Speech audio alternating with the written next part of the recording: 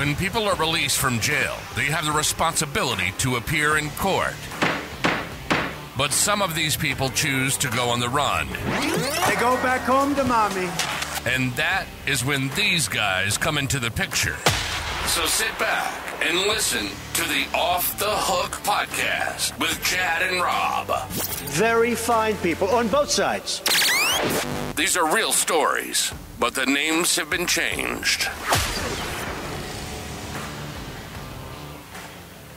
What's going on, guys? This is Rob. And I'm Chad. How you doing today, Chad? I'm doing well, Robert. How are you? Doing pretty good. Got anything going on this coming up weekend? I know I do. Do you? Yeah, my grandma's coming down, and she's like 82. She loves doing a seafood broil.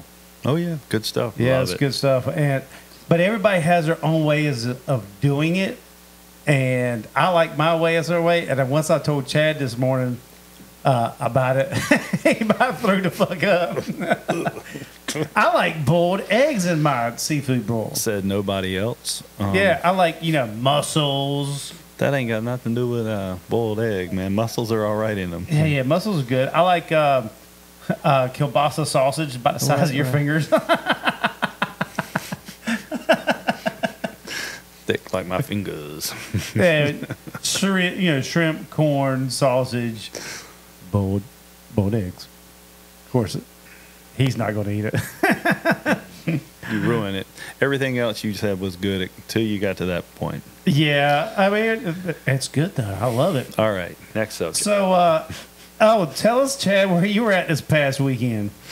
Oh, yeah. So my mom's birthday was last weekend, when we celebrated it. And I went and saw her. She's down there in Dirty Myrtle.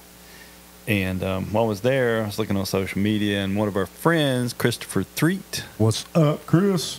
How you doing, Chris? He's at a Rock Hill, by the way, and he's got an office in Myrtle. And don't he have one somewhere else? Yeah, I think York, maybe somewhere near York, South Carolina. Yeah. Anyway, I was looking through the social media, and I saw he was doing it was Myrtle Beach bail bonds, and they were doing a grand opening, and they had Leland going there. I was like, cool. We talk to Leland every once in a while. Let's swing by and say hey.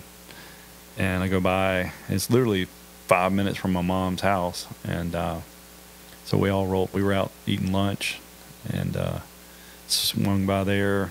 I didn't know it was Chris's place at first. I walked in and I was like, Chris? Because I was going to introduce myself, because it's good to network with other bondsmen so close by, in case we're looking for somebody. They know their neck of the woods. We know ours. We kind of help each other.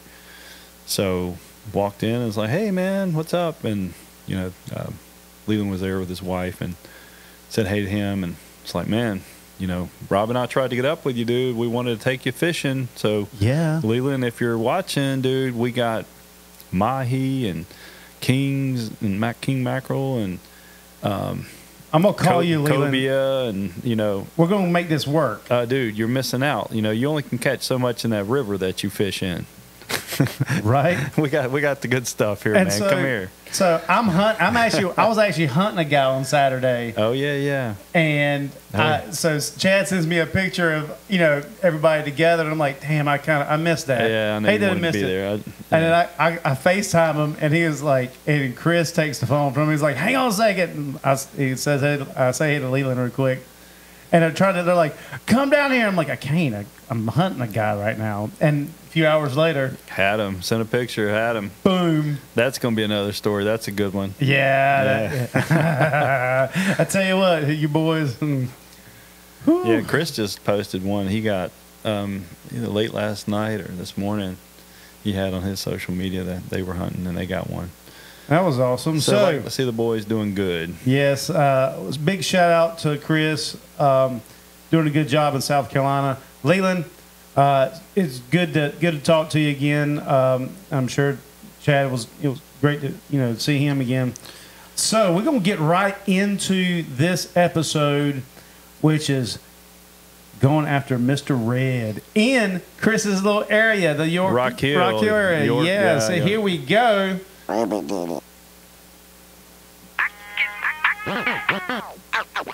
can tell stories. Got too much to tell. I can tell stories. Got I love it how he says he got a girlfriend in Taco Bell.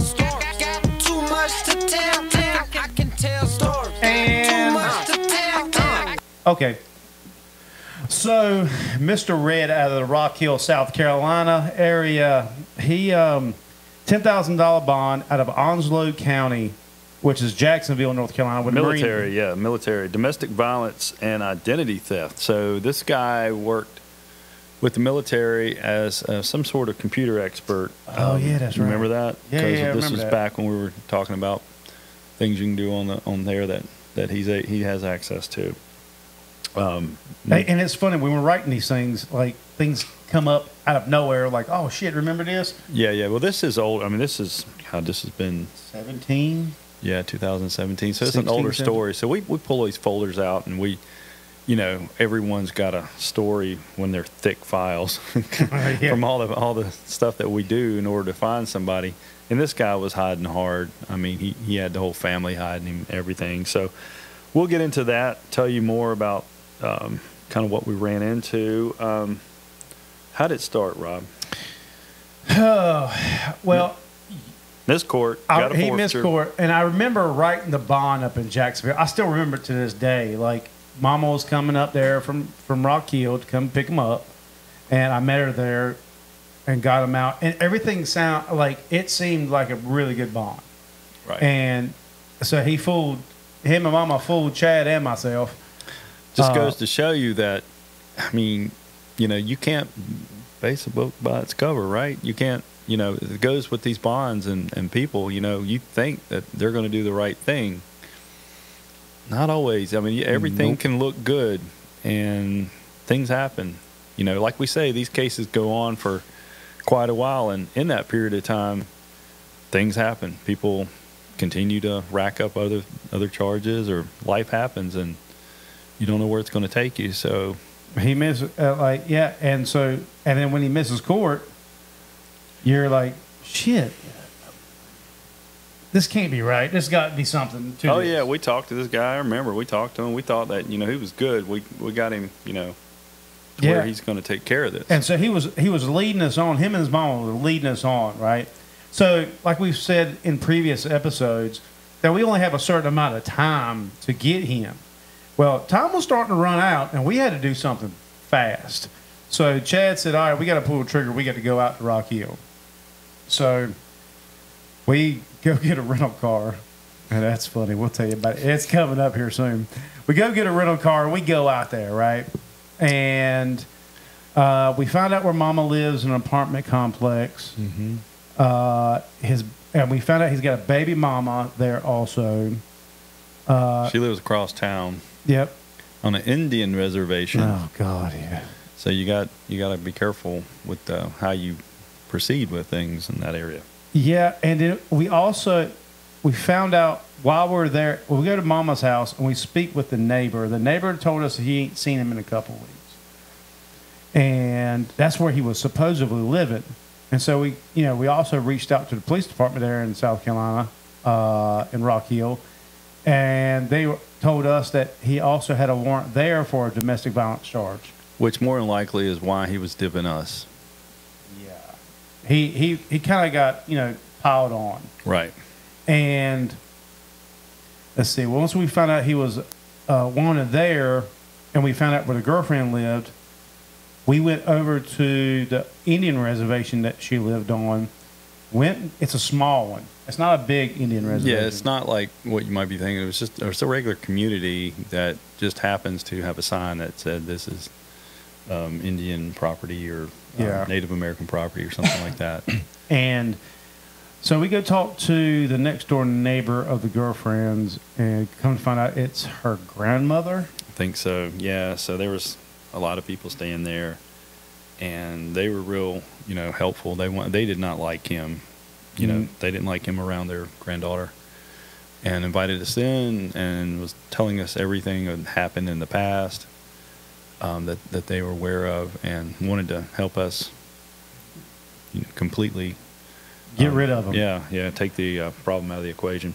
And so when we were talking to them, we found out that she's at work, and somebody a friend of Mr. Red was bringing her home after work that night. So we're kind of running out of leads at the moment because this is our first initial going out there. We figured we're going to have to go out again, but it's always good to go out there to get as much information as you can.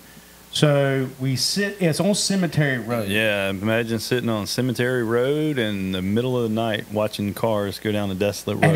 And there weren't many cars coming in and out. Not many. Yeah, it's kind of creepy.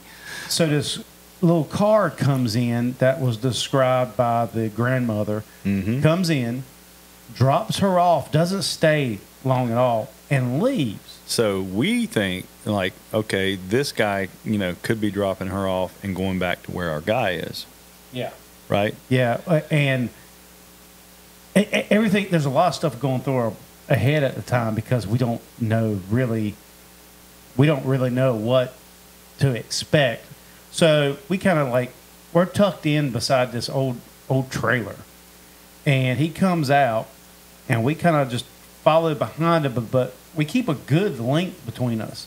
Yeah, still, but it's also country roads. Yeah, it's old country roads, and there's not hardly any traffic. So you're kind of, suspecting something if somebody's behind you in this place. And taking every turn you're taking. Yeah. And it's night, lights are on, so you can see who's behind you. So we follow, he starts speeding up a little bit, and so we start speeding up a little bit.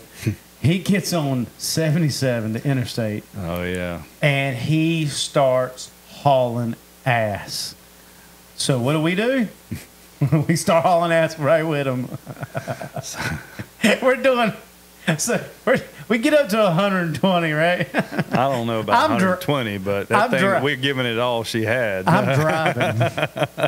a little rental car. Chad's over here, fucking white knuckles on the old shit handle, going, oh my God. I mean, that little engine was like, like you could smell the paint burning off the engine. It was all she had. It was fun though. Little 4-cylinder. Fucking Chad was like this. He would not look up. I was like, just look down. I got it. So we follow him to an apartment complex, and he pulls in. We pull right in behind him. We get out, and we both could smell the car because we didn't say anything about it at first. I didn't know if it was going to get us home, man. I thought it was tired. It was a brand new Toyota Corolla or something. Yeah, it was like, I'm done. I was going, oh shit, guys, don't ever do that to me again.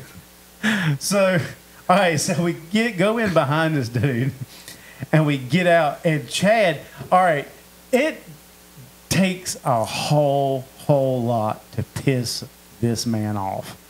Okay, I'm usually calm. It takes me 2 seconds. Yeah. I got a short fuse. He's got a really long one. We do good cop, bad cop, routine, easy. I'm laid back most of the time. This time it was flipped. Yeah. And I was like, what?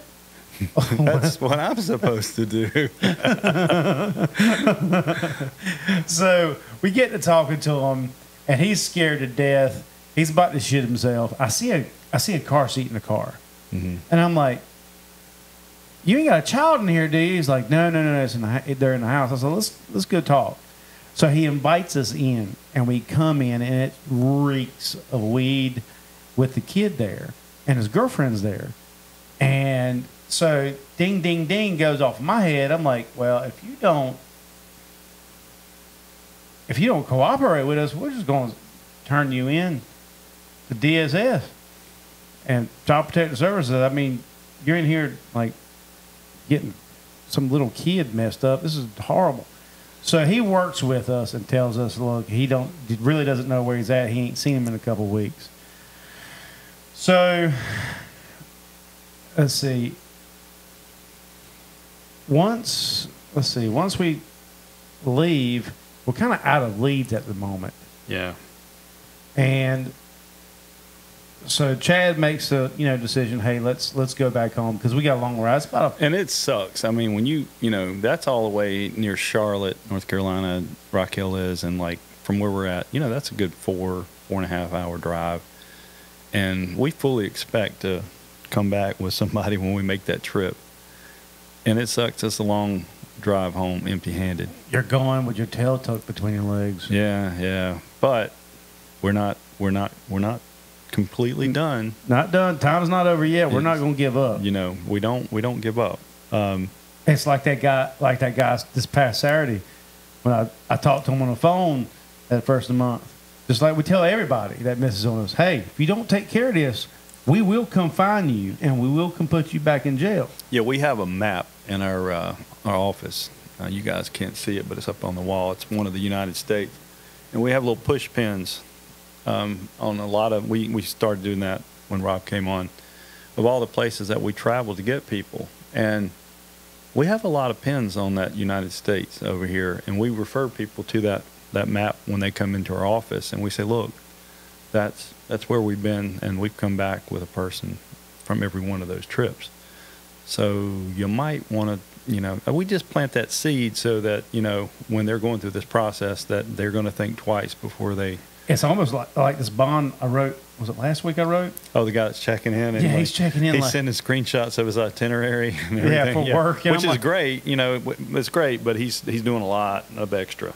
Yeah, but you know what? I'd rather have more than not enough. I give it to him. He's really trying. So yeah.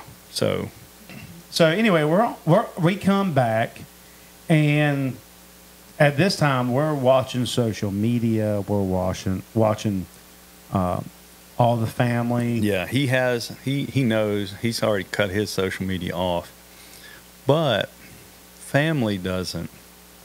Yeah, and then come to find, it only took like a couple of days when we came back. Yeah, I remember it was within a week of us coming back, and I was cruising her social media, and I started seeing a lot of people saying, "Oh my gosh, I can't believe it." His sister was killed in a car accident, right outside of Charlotte. Yeah, it was a bad accident. Yeah, I think it was involved in an 18-wheeler or something. Yeah, it was in the news, and so at that point, not to make light of a something like that. That's horrible, but it's an opportunity for us. Yeah. So we start trying to figure this thing out, what we're going to do, and we're not going to interrupt a funeral. No, in fact, years ago here in Wilmington, before you came along, there was a bonding company here that actually ran up on a funeral while the guy was the dad of the person they were looking for. They were literally dropping him in the ground, and they decided to run across while that was going on. The whole family, dressed in their dark clothes for the funeral, ran up. Sister got in the way, stiff-armed her, and got her out of the way and grabbed him. This was over a small $500 traffic violation. It wasn't anything major. And later on, that was not ending well for that bonding company. But yeah, we wouldn't do that. But you can watch from afar and wait till you have the opportune moment. So we actually, once the obituary came out, they announced where the funeral was going to be at, where it was going to be held. So we looked the place up, found out the map of it. We even had other people. We had places where we were going to sit and watch different points of view. Yeah. We had it all mapped out what we were going to do. And then it got close to the day when we were going to go. And we get a call. We get a call from Mom. Chad gets the call. Mom says, "We don't want y'all coming to this funeral." We said, "Well, okay, what do you propose?" The only way to do that is to take care of this shit. It's what we've been saying. You've been hiding your son, and we know it, and you won't cooperate with us. So, what do you want us to do? So I think he turned himself in. Yep, he turned himself in. Actually, like the day before the funeral, he turned himself in, which he missed his sister's funeral, but, I think the family had been trying to talk to him. Yeah. From what I gathered, the family had been trying to talk to him about, hey, look, you need to take care of this, and then this happens. And they're like, look, you're gonna put the whole family at risk, and you're gonna put your sister's funeral at risk, and you don't want this, blah blah blah, because they knew we were gonna come after him. And so he did the right thing. He turned himself in. And I think I get an alert that he gets put in jail. And yeah, we have a service that alerts us that we put people's names in, and if they show up in jail, we get an alert on their phone. Watchdog. It's called. I get a text message, an email, everything. So he turns himself in, and come to find out where he was at, because he called from the jail. He called me, want me to bond it back out again. I was After all this, yeah, you're going to call like, us no. to get you out. But come to find out, he was with a friend of his right outside of Charlotte doing some sheetrock work. He just had started. And then the family calls Chad, asking him to bond him out. And Chad, like I said in the beginning of the episode, he laughs. I mean, it takes a lot to piss him off, but he laughs when she says this. Not at their situation. No, not at the situation. Yeah. But laughs about getting him back out. I said, no. I mean, it takes a lot of guts to have somebody, literally, when we've driven there once, to our face, lied to us and said, you don't know where he's at. And I know good and well you got on the phone with him when we left. After all this, and it took this funeral for you to actually call us and talk to us at that point, and now you want us to help you on top of that? That takes a lot of guts. Yeah, well, we've bonded some people back out again. Yeah, different situations. And there's another episode we're going to have to do, but remember the guy that we got multiple times? Oh. We got his ass out again. He's back there in the back seat texting, they got me again, honey. And he ain't never met her. We got him with the same girl. 3 times. 3 times. Yeah. We wanted to, I said, let's bond him out again and see what we do. Chad's like, oh, thanks. I'm like, yeah, no, I agree with you. But, so Mr. Red, the story of Mr. Red and Rock Hill, I think Enterprise rental car, they won't let me rent any more cars from them because we bring it back and it just goes. It's done. I hit something one time in Colombia on a truck that I rented from. Put a hole in the side of the car. And you better get that insurance. I did get the insurance, but it wasn't covered. I didn't get it, so I had to pay for it. They won't let me rent no more. It was horrible. Only if they knew what happened to that little Toyota Corolla. I was like, hey, at least it don't have bullet holes in it this time. I mean, we're good. I hit something with one of the rental cars from Texas one time. I don't know what I hit. The Fugitive, when he got out of the car, he said, what the hell hit you? An RPG? I was like, I have no idea. I turned it back in at Lafayette, Louisiana. Oh, yeah. And they're like, what the hell? I'm like, I don't know. Got insurance. Insurance covered that, but they quit. They quit renting to me after all that. Sorry, Enterprise. You're a great company. Wasn't good with rental cars. So let's see. All right, Mr. Red. Mr. Red, I don't know whatever happened to Mr. Red, but I do remember when he was on bond before he missed, he was actually talking to us about doing IT stuff to find people. Yeah, that's right. I remember that now. It just come up to me. Yeah, because he had that's what he did in the military was some kind of IT work, and I think at the time, I had a website. That's right, Slammer Pics. SlammerPics.com. Go to it, check it out. Well, it's not what it used to be, but we put our wanted people on there. So I used to scrape inventory. They call inventory all the photographs of people when they come in, the mugshots.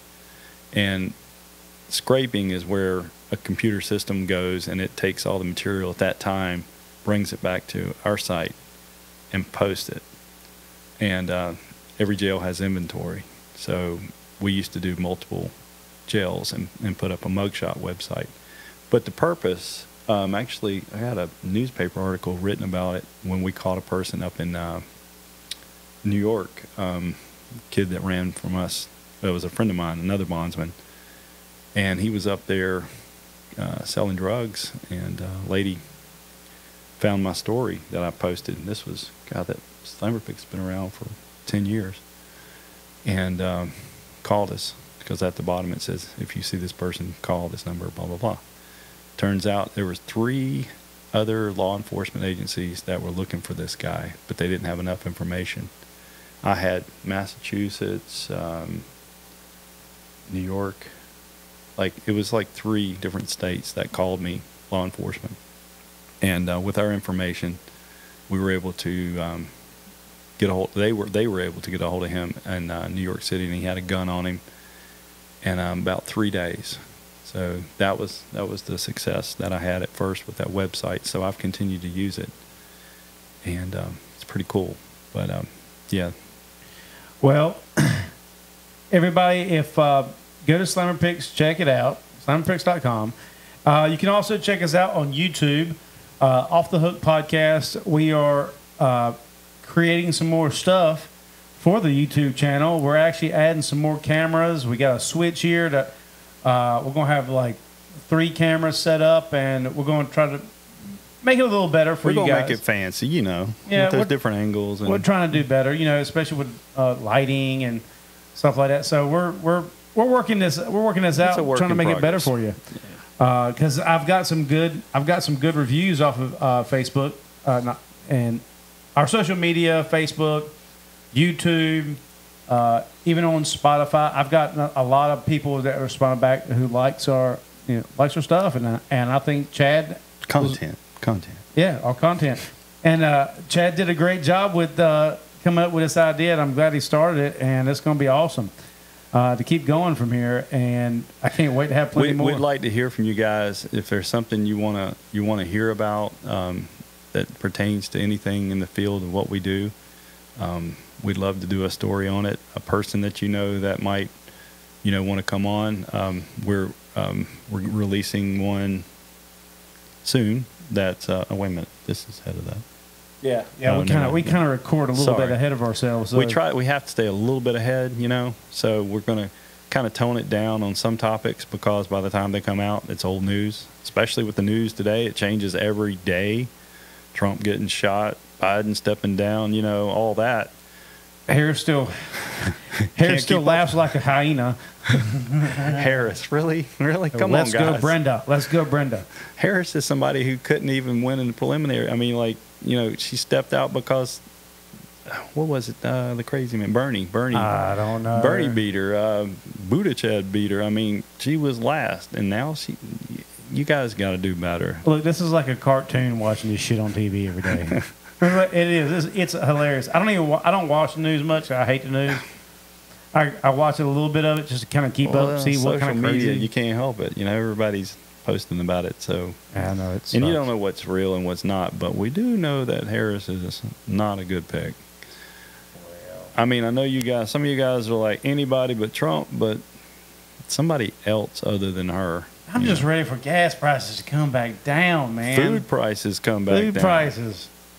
Interest rates. Come on, help us out, man. I mean, come on. Okay. Look, help us out. Quit fucking fighting each other up there. Help us out. Yeah, ain't nobody winning right now, man. I mean, you guys got to admit the past 3.5 years, 4 years has not been the greatest. I don't think America could go through another COVID again. I believe in some. I mean, I'm not straight Republican. There are certain things that I can say I don't agree with. Healthcare is something, yeah, absolutely. We both should come together on that topic. That's ridiculous. Yeah, as high as can be.